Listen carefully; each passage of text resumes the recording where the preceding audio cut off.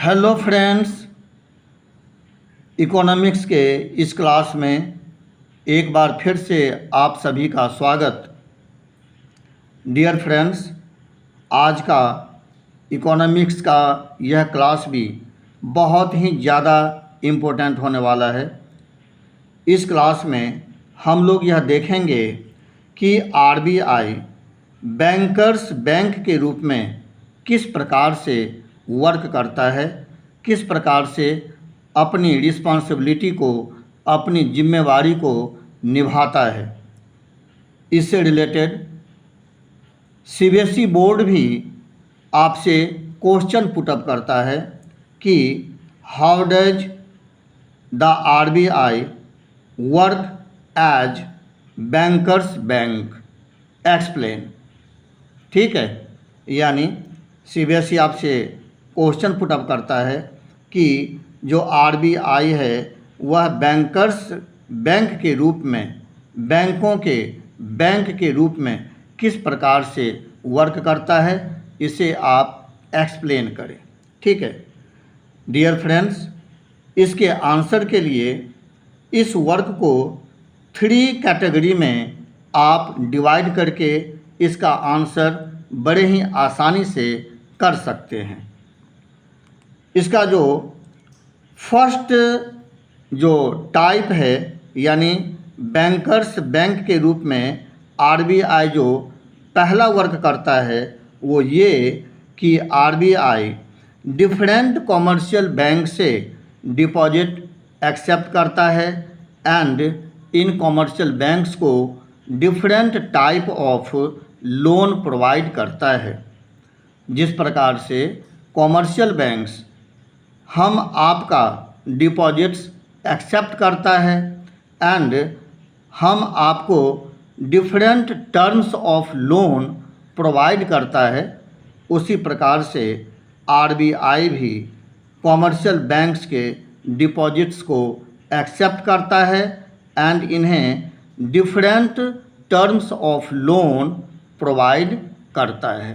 ठीक है, यानी कि लॉन्ग टर्म हो, मीडियम टर्म हो, शॉर्ट टर्म हो, कोई भी टर्म क्यों ना हो, आरबीआई इन कॉमर्शियल बैंक्स को डिफरेंट टर्म्स में लोन प्रोवाइड करता है। ठीक, अच्छा, उसके बाद बैंकर्स बैंक के रूप में जो आरबीआई जो सेकेंड वर्क करता है वह है क्लियरिंग हाउस फैसिलिटी को प्रोवाइड करा करके, यानी आरबीआई डिफरेंट कॉमर्शियल बैंक्स को क्लियरिंग हाउस फैसिलिटी प्रोवाइड कराता है।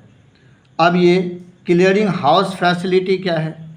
डियर फ्रेंड्स, जिस तरह से हम आप ट्रांजैक्शन का वर्क करते हैं, चाहे कैश में हो या कि चेक के थ्रू हो, उसी प्रकार से जो कॉमर्शियल बैंक्स हैं, ये कॉमर्शियल बैंक्स भी आपस में ट्रांजैक्शन का वर्क करते हैं एंड इनके आपस में जो भी ट्रांजैक्शन का वर्क होता है उसमें से जो मैक्सिमम वर्क होता है वह चेक के थ्रू ही किया जाता है।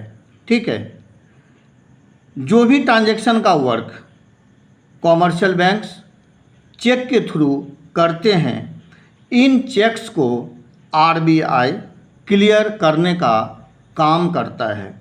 ठीक है, मैं आपको एक एग्जाम्पल के थ्रू इसे समझा देता हूँ। मान के चलिए कि 2 कॉमर्शियल बैंक्स हैं, commercial bank A and commercial bank B. Commercial bank A B के फेवर में मान के चलिए 1 लाख का चेक इशू करता है। तो अब यहाँ पर आरबीआई का रोल आ जाता है। आरबीआई इस चेक को क्लियर करके बी के अकाउंट में डाल देगा। ठीक है, उसी प्रकार से अगर कॉमर्शियल बैंक बी अगर ए के फेवर में अगर कोई भी अमाउंट अगर चेक के थ्रू इशू करता है, मान के चलिए कि 1.5 लाख का जो चेक है वह बी ए के फेवर में इशू करता है, तो यहाँ पर अब आरबीआई क्या करेगा, आरबीआई इस चेक को क्लियर करके ए के अकाउंट में डाल देगा, ठीक है, बगैर किसी असुविधा के। तो इस तरह से जो आरबीआई है वह डिफरेंट कॉमर्शियल बैंक्स को क्लियरिंग हाउस फैसिलिटी प्रोवाइड करता है, ठीक। उसके बाद जो बैंकर्स बैंक के रूप में जो थर्ड टाइप ऑफ वर्क है वो ये है कि जो आरबीआई है वह इन कॉमर्शियल बैंक्स के सभी तरह के वर्क्स को सुपरवाइज करता है, ठीक है, यानी उस पर निगरानी रखता है। आरबीआई यह देखता है कि जितने भी कॉमर्शियल बैंक्स हैं ये सारे के सारे कॉमर्शियल बैंक्स ख़ास तौर से सीआरआर एंड एसएलआर के नियमों का पालन कर रहे हैं अथवा नहीं, ठीक है। सीआरआर एंड एसएलआर से संबंधित जितने भी नॉर्म्स हैं, जितने भी रूल्स एंड रेगुलेशंस हैं, इनको ये कॉमर्शियल बैंक्स फॉलो कर रहे हैं अथवा नहीं। आरबीआई यह भी देखता है कि कॉमर्शियल बैंक्स लोगों को आवश्यकता से अधिक लोन तो प्रोवाइड नहीं कर रहा, क्योंकि जब आवश्यकता से अधिक लोन कॉमर्शियल बैंक्स के द्वारा प्रोवाइड किया जाएगा तो कंट्री के अंतर्गत मनी सप्लाई बहुत ही तेज़ी के साथ बढ़ेगी एंड मनी सप्लाई के बढ़ने की वजह से जो गुड्स एंड सर्विसेज की कीमतें हैं वह भी बहुत ही तेज़ी के साथ बढ़ना शुरू हो जाएगी।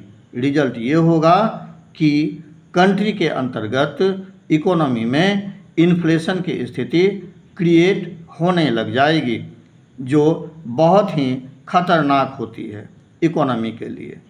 तो इस तरह से सुपरवाइजिंग वर्क करके फाइनेंशियल एक्टिविटी को आरबीआई हर समय कंट्रोल करने की कोशिश करती है, ठीक है। तो उम्मीद है कि आपको यह वीडियो अच्छा लगा होगा। बैंकर्स बैंक के रूप में आरबीआई किस तरह से वर्क करता है ये आपको समझ में आ गया होगा, ठीक है। और इसी के साथ आपका भी ये फ़र्ज़ बनता है कि आप इस चैनल को सब्सक्राइब कर लें, लाइक करें, शेयर करें, ठीक है।